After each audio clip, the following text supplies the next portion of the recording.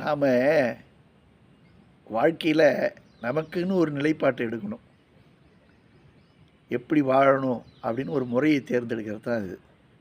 எப்படி ஒன்றாலும் வாழலாம்னு நினைக்கக்கூடாது. இப்படி தான் வாழணும்னு நமக்கு நாமே ஒரு வரையறை வச்சுக்கணும்.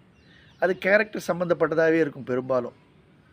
அந்த வாழ்வின் முறையில் நம்மளும் நல்லா இருக்கணும், மற்றவங்களும் நல்லா இருக்கணும். நம்மளால் யாரும் பாதிக்கப்படக்கூடாது.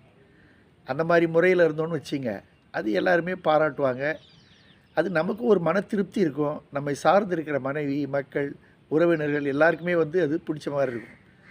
அதனால தான் அந்த வாழ்வின் முறை தான் ரொம்ப சிறந்தது.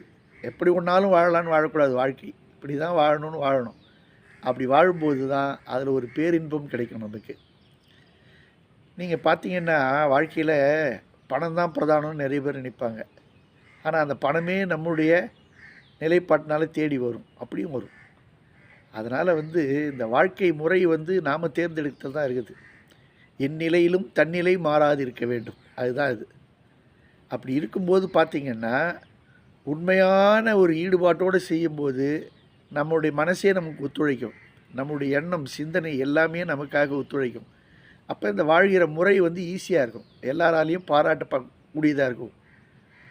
அவங்க பாராட்டுவாங்கன்றதுக்காக இல்லை, நமக்காக நாம் வாழணும். வாழ்க்கையில் வாழறதே நமக்காக தானே. நாம் வாழணும். வாழ்க்கையில் வாழ்ந்து சாதிக்கணும். அதனால் மற்றவங்கள பார்த்து நாம் வாழக்கூடாது. நமக்குன்னு ஒரு ஸ்டாண்டு, அதுதான் நம்முடைய நிலைப்பாடு. இந்த மாதிரி வாழ்ந்தவங்க நிறைய பேர் இருக்காங்க. இப்போ எனக்கு தெரிஞ்ச ஒருத்தர் பார்த்திங்கன்னா, நான் ஒரு ஆர்கிடெக்ட் ஆஃபீஸில் ஒர்க் பண்ணியிருந்தேன் 13 வருஷம். ஒரு 25 வருஷம் கழித்து அவரை போய் பார்த்தேன் நான், ஒரு 10 நாளைக்கு முன்னாடி. 40 வருஷமாக பார்த்திங்கன்னா அப்படியே இருக்கார்.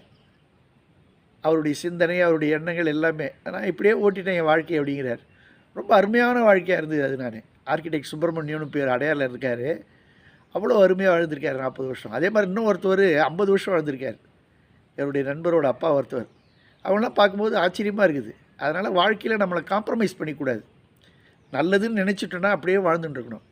நானே ஒரு உதாரணம் அது. என்னுடைய ஒரு 17 வருஷத்துக்கு முன்னாடி என்னுடைய உறவினர்கிட்ட கொஞ்சம் கடுமையாக இருந்துட்டேன், அவர் பண்ண தப்புனால. இப்போ ஒரு 17 வருஷம் கழித்து அவரே என்னை பார்த்து சொல்கிறாரு, உன்னுடைய ஸ்டாண்டு கரெக்டு சோமு, நீ பண்ணது தான் கரெக்டு, நான் கொஞ்சம் தப்பாக தான் பண்ணிட்டேன் அப்படின்னு. இத்தனை வருஷமாக பேசாதவர் பேசினார். அதனால் அதே மாதிரி ஒரு நண்பரும் கூட, அவருக்கு சொல்ல தெரியலையே தவிர ரியலைஸ் பண்ணுவாங்க. அதனால் நாமளாக இருக்கணும். நம்முடைய வாழ்க்கை முறை நம்ம கையில் தான் இருக்குது.